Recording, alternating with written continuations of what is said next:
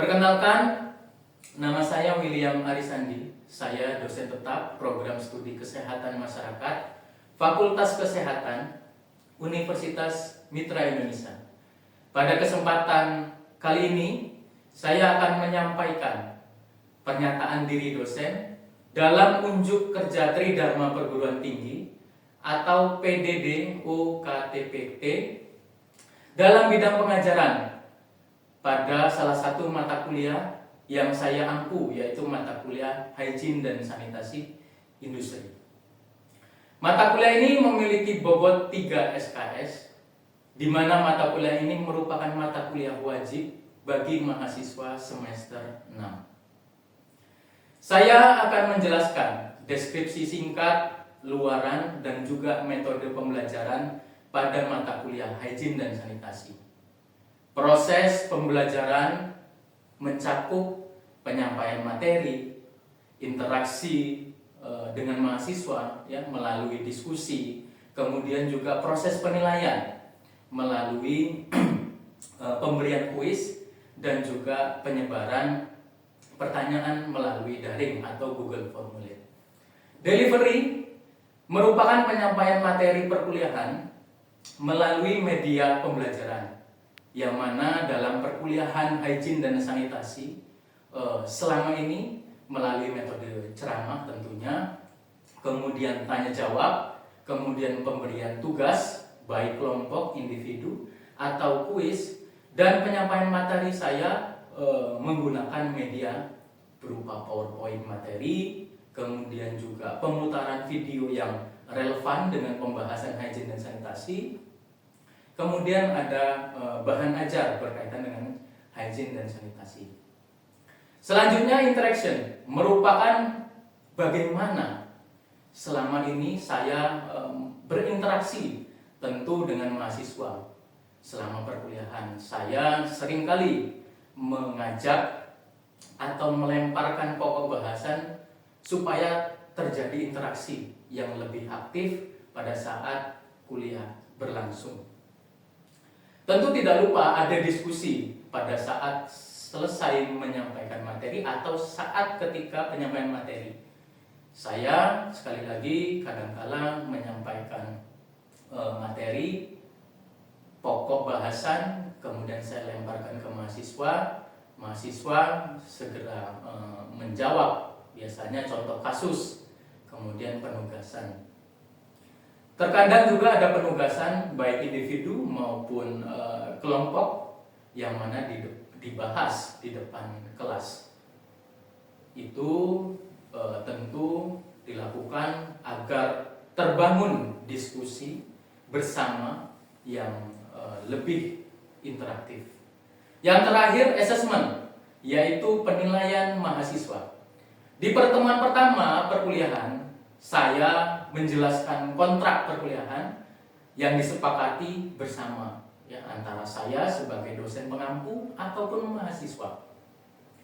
Di dalam kontrak perkuliahan, saya tentu menjelaskan teknik penilaian yang dilakukan terhadap kemampuan mahasiswa tentunya selama mengikuti perkuliahan Hygiene dan Sanitasi Industri. Sebelum melakukan perkuliahan, saya selalu melakukan review, mengevaluasi pokok bahasan yang telah lalu atau minggu lalu pernah dibahas. Pada hari ini atau minggu yang akan datang kembali dijelaskan dan membuat kontrak pembelajaran yang disepakati. Selanjutnya, kontrak perkuliahan dan bobot pembelajaran yang saya buat tentu mengikuti perkuliahan dan rancangan pembelajaran semester atau RPS. Kali ini saya akan menyampaikan rancangan pembelajaran atau RPS dalam mata kuliah Hygiene dan Sanitasi Industri. RPS atau rancangan pembelajaran semester Hygiene dan Sanitasi Industri tentu dirancang sebelum proses perkuliahan dimulai dengan merujuk pada beberapa referensi e-books, buku-buku berkaitan dengan hygiene sanitasi terdahulu dengan beberapa penyesuaian dan kebutuhan kurikulum sesuai dengan kurikulum program studi kesehatan masyarakat, di mana tentunya RPS perlu disetujui oleh Ketua Program Studi Kesehatan Masyarakat Fakultas Kesehatan Universitas Indonesia.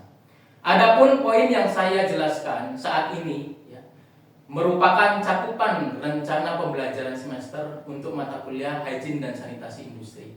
Ada identifikasi dari mata kuliah, ada capaian pembelajaran lulusan program studi, ada capaian pembelajaran mata kuliah, materi pembelajaran, kemudian juga metode pembelajaran, bobot penilaian, penugasan, dan tentu tata tertib pembelajaran.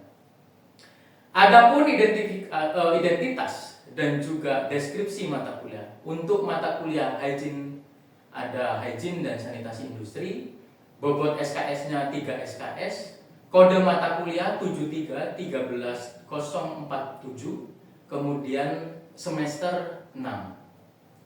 Prasyarat untuk mata kuliah, prasyarat mata kuliah ini adalah mata kuliah manajemen resiko K3. Adapun deskripsi singkat dari mata kuliah Hygiene dan Sanitasi, tentu pada mata kuliah ini membahas tentang definisi apa itu hygiene, apa itu sanitasi, kemudian prinsip dan teori tentang sanitasi dan hygiene, jenis sanitasi, kemudian juga teknik dari hygiene dan sanitasi, prinsip dari penerapan hygiene dan sanitasi, landasan hukum dari penerapan hygiene dan sanitasi. Kemudian juga mahasiswa ditunjuk atau ditugasi untuk melakukan kunjungan di industri gunanya untuk mengidentifikasi permasalahan apa yang terjadi dalam proses penerapan hygiene dan sanitasi. Tentu ini berdasarkan evidence. Peningkatan kemampuan komunikasi ini saya tempuh bagaimana mahasiswa bisa mendapatkan keterampilan dengan mulai memproduksi atau mengembangkan media edukasi, tentunya bertemakan hygiene dan sanitasi industri. Tentu ini dilakukan dalam upaya peningkatan pengetahuan, kesadaran masyarakat tentang pentingnya keselamatan dan kesehatan kerja, tentunya dalam upaya pengenalan sanitasi di industri maupun hygiene perorangan. Capaian pembelajaran lulusan program studi, ada sikap menjunjung tinggi nilai kemampuan dalam menjalankan tugas berdasarkan agama, moral, kemudian etika. Kemudian sikap level selanjutnya berkontribusi tentunya dalam peningkatan mutu kehidupan bermasyarakat, berbangsa, bernegara, dan kemajuan peradaban berdasarkan Pancasila. Kemudian ketiga, bekerja sama dan memiliki kepekaan sosial serta kepedulian terhadap masyarakat dan lingkungan. Kemudian pengetahuan, mengetahui tentu konsep teoritis bidang pengetahuan ilmu humaniora, keterampilan secara umum tentunya keterampilan khususnya dalam bidang kesehatan masyarakat, dan serta terampil secara mendalam dalam bidang kesehatan masyarakat. Keterampilan umum mampu mengkaji implikasi pengembangan atau implementasi ilmu pengetahuan dan teknologi yang memperhatikan menerapkan nilai humaniora sesuai dengan keahlian berdasarkan kaidah, tata cara dan etika ilmiah dalam rangka menghasilkan solusi, gagasan, desain, kritik seni, menyusun deskripsi saintifik, hasil kajiannya dalam bentuk biasanya pelaporan, tugas akhir atau skripsi, dan mengunggahnya dalam laman perguruan tinggi. Kemudian keterampilan umum mampu mendokumentasikan, tentunya menyimpan, mengamankan, dan menemukan kembali data untuk menjamin kesahihan dan mencegah plagiasi. Kemudian keterampilan umum poin 11 mampu menjalin kemitraan dalam mengembangkan budaya keselamatan tentunya dan kesehatan kerja dengan menerapkan ilmu pengetahuan dan teknologi dalam menerapkan nilai-nilai komunikasi.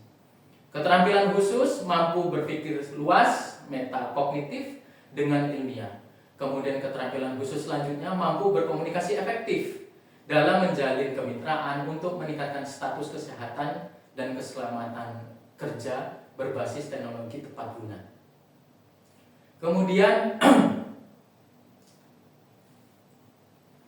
Bahan kajian materi hygiene dan sanitasi industri, tentu di sini ada beberapa di mana bahan sudah diberikan tentang materi konsep dasar hygiene dan sanitasi. Tentu harapannya di akhir sesi pemberian materi mahasiswa mampu menjelaskan konsep dasar hygiene dan sanitasi.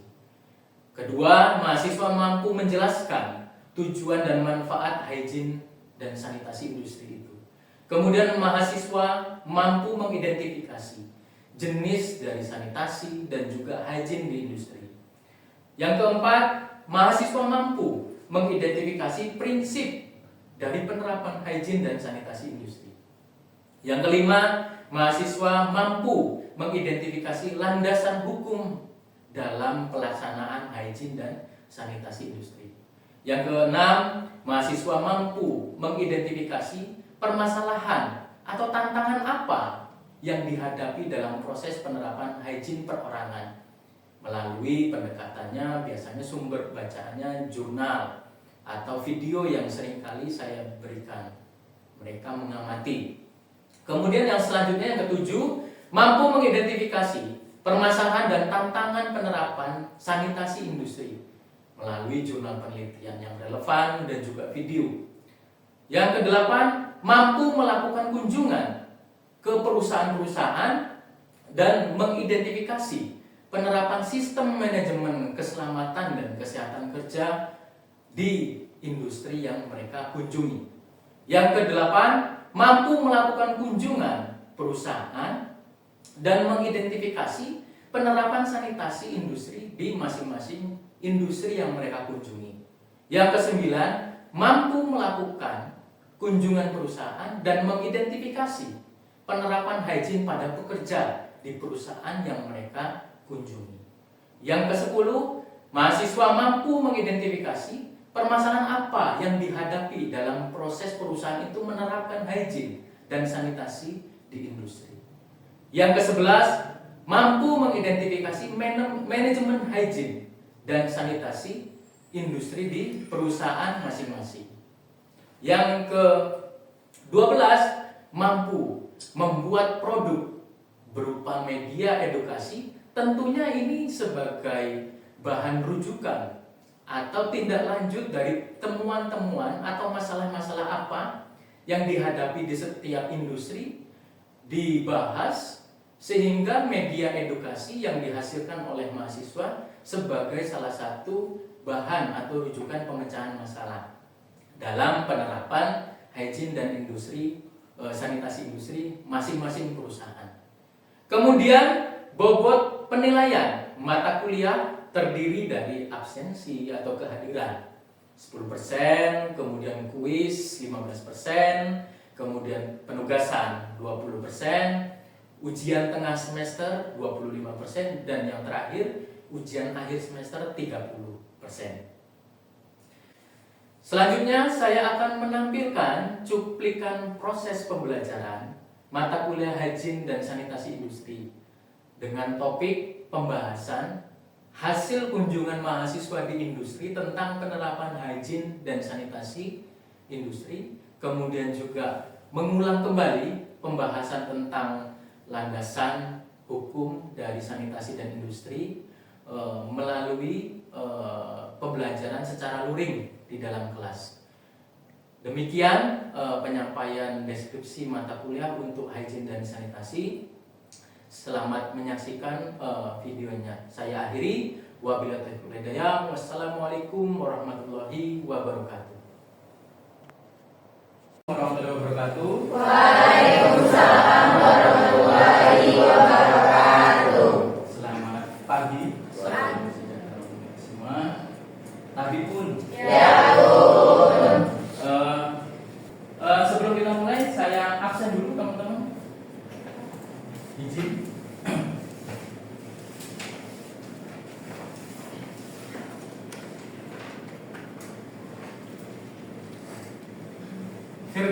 Firdaus Dwi Frianda.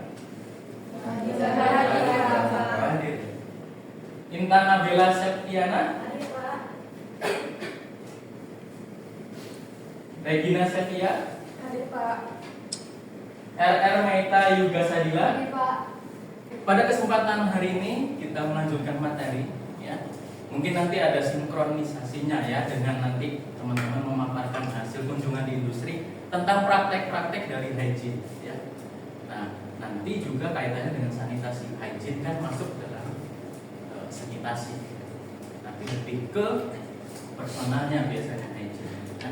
Nah, teman-teman sebelum kita mulai mungkin gitu ya. Mungkin mengingat terlebih dahulu gitu ya. Sanitasi itu apa sih? Sudah pernah kan gitu ya. Disinggung gitu. Sanitasi. Kemudian juga hygiene. Alves ini di luar kepala ya. Iya Pak. Lupa. Ya. Kalau kita berbicara tentang peraturan gitu yang sudah banyak mungkin yang disinggung kemarin itu yang kita singgung masalah tentang ISO keselamatan dan kesehatan kerja gitu ya. Dan juga ISO manajemen itu sinkron teman-teman gitu ya, membahas mengkaitkan gitu ya, bagaimana komitmen keselamatan itu bisa terwujud tentu gitu ya dengan memperhatikan dukungannya, komitmennya, kepemimpinannya. Belum lagi kaitannya dengan sanitasi. Nah, wujud sanitasi itu bagaimana bisa terwujud, bisa diadakan gitu ya. Kalau berbicara sanitasi itu ternyata sanitasi itu berbentuk sarana Pak gitu misalnya. Tanpa adanya komitmen, gitu kan? Tanpa adanya pemahaman terhadap benar ya memang keselamatan kerja ini bagian dari proses. Tapi proses ini ternyata dituntut. Karena apa dituntutnya gitu ya? Oh, berkaitan dengan hak asasi manusia Pak. Berkaitan dengan bagaimana itu katanya SDGs Pak, Sustainable Development Goals.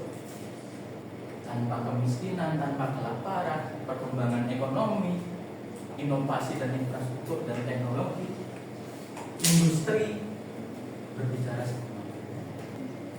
Oke, kita ke hygiene. Tanpa adanya dukungan sanitasi dan tadi ya kalau di ibaratnya di rangkai gitu ya, benang merahnya segala upaya itu tidak akan bisa terwujud tanpa adanya komitmen. Makanya kita di mata kuliah yang lalu ya membahas kaitannya dengan kenapa gitu ya. Ternyata standarisasi keselamatan itu perlu dikenalkan. Perlu dukungan juga dari misalnya pemerintah di Indonesia. Mampu tidak sih standarisasi secara global kaitannya dengan keselamatan diakomodir oleh negara kita? Salah satunya ada peraturan yang pemerintah nomor 50 tahun 2012. Teman-teman ketemu nggak itu kemarin di industri? Ketemu nggak? Ketemu. Gimana sih cara penyelenggaraan sistem manajemen keselamatan dan kesehatan kerja? Tahun 2012 loh. Ternyata sudah 13 tahun yang lalu. Bener ya 13 tahun yang lalu. Kok masih relevan ya? Belum ada.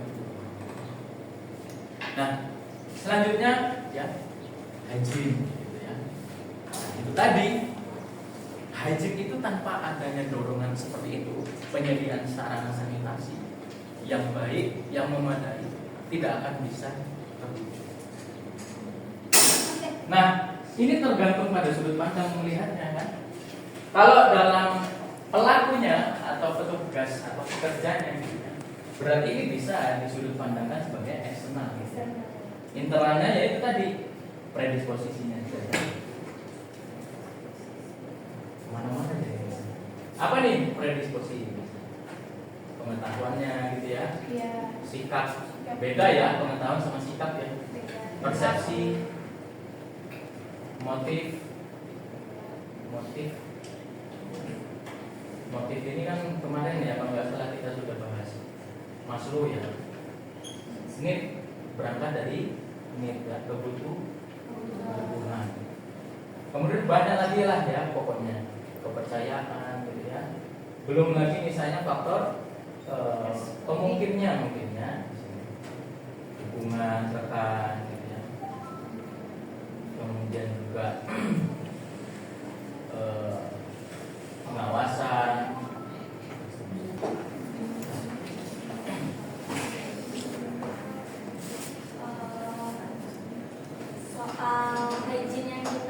dapat ya Pak, Ya, di PT JAI, JAI itu apa?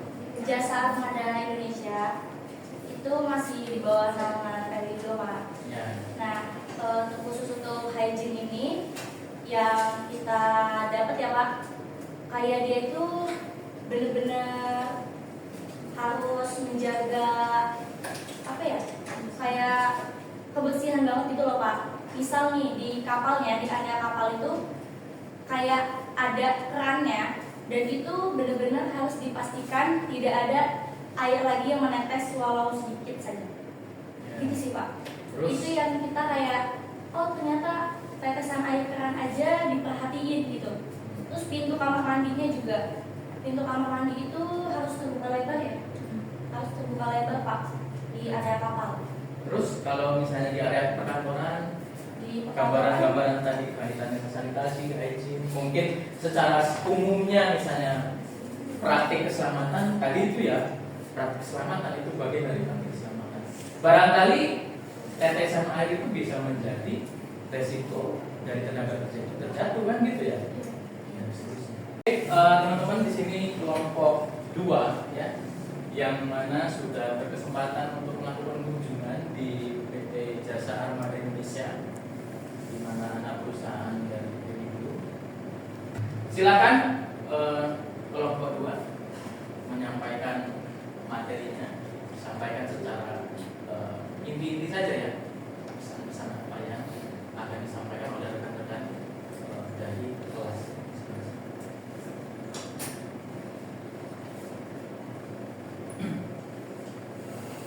Baik, Assalamualaikum warahmatullahi wabarakatuh. Waalaikumsalam warahmatullahi wabarakatuh. Sebelumnya kami dari kelompok 2 akan mempresentasikan laporan kami yang kami dapat dari PT JAI yang beranggotakan saya sendiri Francisca Maharani, kemudian ada Gita Sangkawlaya, Mayang Piarani, dan Tasya Liana. Di sini kurang lebihnya PT JAI itu merupakan perusahaan pelayaran nasional yang fokus pada layanan pemanduan dan penundaan kapal. Dan PT JAI ini sendiri merupakan subholding atau yang di bawah naungan PT Pelindo.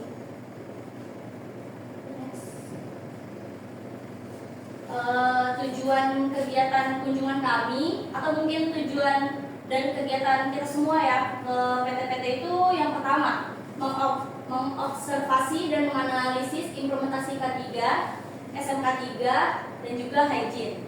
Kemudian yang kedua mendapatkan gambaran nyata penerapan standar ISO dan manajemen risiko. Kemudian yang ketiga mahasiswa dapat ikut terlibat dalam budaya keselamatan kerja di lokasi praktik yang sebelumnya kita semua belum pernah terjun langsung, karena kan ini langsung ya ke PT atau ke BUMN. Kemudian yang terakhir menghasilkan laporan ilmiah sebagai bukti praktik lapangan kita. Kemudian di sini ada pentingnya K3, SMK 3 dan hygiene industri. Dalam jasa maritim, keselamatan dan kesehatan kerja itu aspek yang fundamental yang menentukan keberlangsungan operasional sebuah perusahaan serta keselamatan pekerjanya. Kemudian perusahaan atau mungkin setiap perusahaan juga mematuhi Undang-Undang Nomor 1 Tahun 1970 tentang keselamatan kerja yang mencakup 18 syarat keselamatan kerja seperti pengendalian bahaya, pemberian alat pelindung diri atau APD, penyediaan fasilitas evakuasi serta pemeliharaan ventilasi, suhu, kebersihan dan ergonomi di tempat kerja. Seminar dan webinar keselamatan, dan yang terakhir ada donor darah atau safety factor.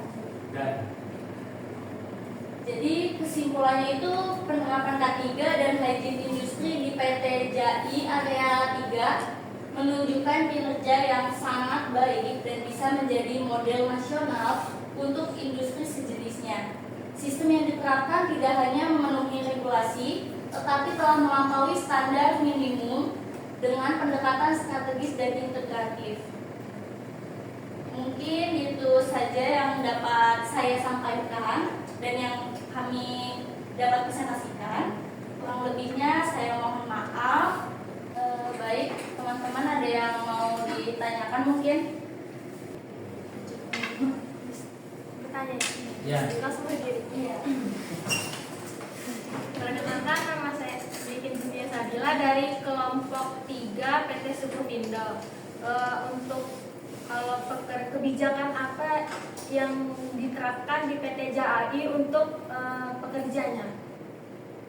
Kebijakan kesehatannya. Ya. Ada nggak maksudnya?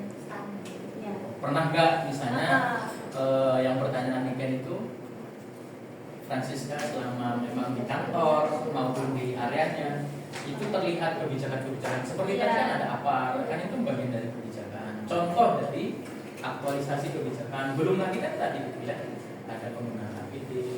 Tapi misalnya mungkin dokumennya ya, dokumen kebijakan atau Bukan, maksudnya kayak Ada belajar juga. kesehatan pemeriksaannya untuk pekerjanya kayak Tadi kan misalnya disebutin, ya. setiap bulan ada pemeriksaan Ya, apa medical. medikalnya ya. Tadi kan disampaikan namanya kelompok Francisca. Pernah lihat nggak? Pernah ditunjukkan nggak? Mungkin itu pertanyaan dari Niken. Iya, baik, terima kasih. Saya akan menjawab pertanyaan dari Ken. Terkait kebijakan-kebijakan yang ada di PT JAI itu ada ya.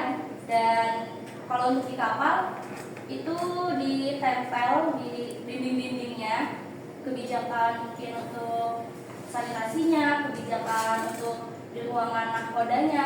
Kemudian untuk kebijakan kesehatan itu untuk setiap kerja itu setiap minggunya ya, setiap minggunya melakukan pengecekan kesehatan gitu.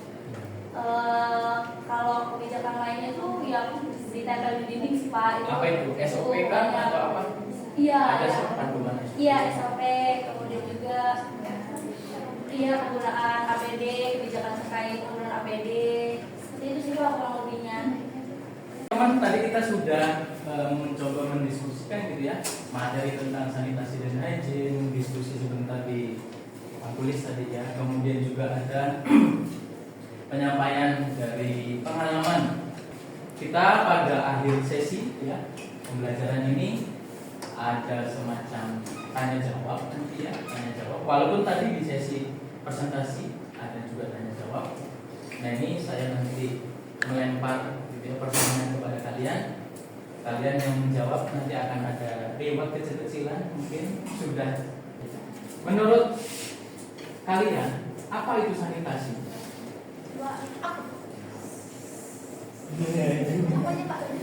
Silakan Bella. Berdiri atau duduk? Berdiri.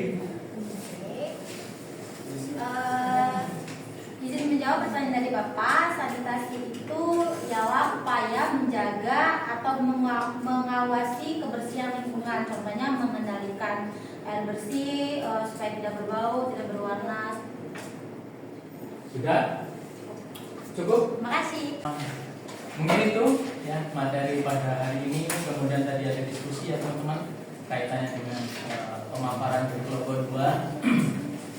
Kemudian ada diskusi kecil ya sedikit kita mencoba merefleksi kembali, mengingat kembali materi yang sudah disampaikan kaitannya dengan sanitasi dan hygiene. Tadi ada pertanyaan tentang sanitasi, apa itu sanitasi, ya, tujuan dari hygiene apa. Kemudian juga teman-teman mencoba untuk walaupun tidak begitu detail ya informasinya menyampaikan tentang pengalaman ya, hal baru apa yang ditemui di masing-masing industri kaitannya dengan keselamatan dan kesehatan kerja. Mungkin itu materi dari saya akhiri. Wabillahi taufiq wal hidayah. Wassalamualaikum warahmatullahi wabarakatuh. Waalaikumsalam.